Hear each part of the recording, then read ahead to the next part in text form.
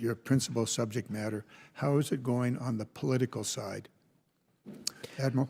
Sir, I think our Pacific allies have been extremely circumspect, stoical, moving forward, treasuring the relationship and pragmatically working together towards solutions. And though our mill-to-mill relationships are always on an upward trajectory and are a counterweight to the peaks and valleys of political discourse, I credit our Indo-Pacific allies on their stoicism and their problem-solving approach.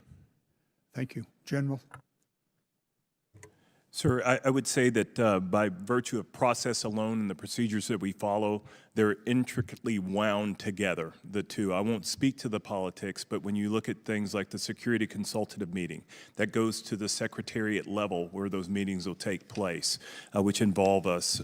Recent appointment of an ambassador to the Republic of Korea also helps. So the military allows us time and space for those other relationships to continue to develop and mature. I'll just close by those political relationships are ultimately as important as the military. And so we should be paying attention to that as we go about our work. I'll yield back. Gentleman yields back. Chair, and I recognize the gentleman from Tennessee, Dr. Desjardins. Thank you, Chairman. I appreciate all of our witnesses for being here today.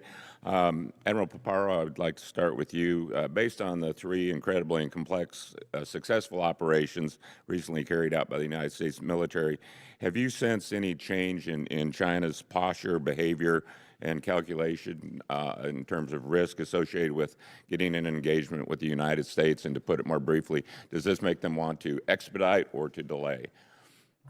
Congressman, I think that the operational success achieved by the Joint Force has demonstrated capability and has enhanced the deterrence of the United States of America. And I think it's made the People's Republic of China more cautious moving forward through the demonstration of capability and will.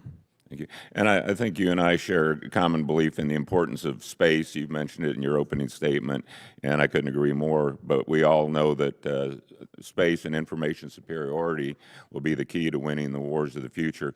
How can this committee work to ensure we have space dominance in light of our adversaries, China, Russia, and North Korea, developing space and counter-space capabilities? Congressman, cyber and space counterspace is the very first battle of any conflict, and it will be in the 21st century. That underpins the ability of a military to see, understand, decide, and act. And in fact, for China, we've seen the proliferation of their constellation over the last 6 years go from 250 to over 1,100 military satellites, including counter space capabilities. So this is the #1 priority for United States Indo-Pacific Command, is counter C5ISR&T, counterintelligence, surveillance, reconnaissance, and targeting. And the space portfolio is the #1 funding priority that's submitted in our 12XX, 13XX reports. And so I'm very grateful for the committee's work on that. Thank you.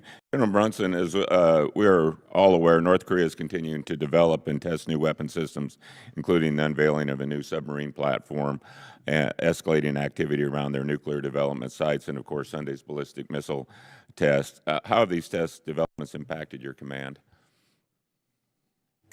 Congressman, one of the ways that it's impacted the command is we're continuing to try to shore up our ability to see, sense, and understand as these launches happen. Over the past year, or really since January of 2025, there have been 61 total launches. 37 of those have been cruise missiles, and I believe 23 have been other ballistic forms that they've shot. And I would suffice it to say that what we're also trying to do is ensure that the trilateral cooperation in terms of integrated air and missile defense and ballistic missile defense is continuing to stay sharp. And so what we really want to try to do in the future, you heard Admiral Paparo mention C5ISR&T. That's both blue and green as we look at the red. And so what we want to do is try to ensure that these pathways that connect us together with our allies in the region are absolutely sound in the event that they become degraded over time. How concerned are you about the increased cooperation between North Korea, Russia, and China? we talk about the axis of evil. Iran seemed to be part of that. No one seems to be rushing too fast in their defense, but how has that also impacted your calculations? It's impacted because it changes the capabilities that are resident within the primary adversary for U.S. Forces Korea today, and that's deterring DPRK. In close, I look forward to letting you know some of the things that we've discovered recently that give us great alarm in terms of the sharing of TTP across that salient that I spoke about earlier. Poor analogy with the Oreo, but that cookie that exists out there is absolutely dangerous to us right now, and it's continuing to develop in quick time. Okay. I'll yield back, Chairman. Ms. Strickland is recognized. Thank you, Chairman Rogers and Ranking Member Smith, and thank you to our witnesses for being here today and your continued service. I represent Joint Base Lewis McChord, where forces like First Corps and the Multi-Domain Task Force are directly tied to the Indo-Pacific. The 2026 National Defense Strategy emphasizes deterrence by denial, but deterrence only works if it's credible in the near term, not just in future force design. So I want to focus my questions on whether we are positioned today to meet that standard.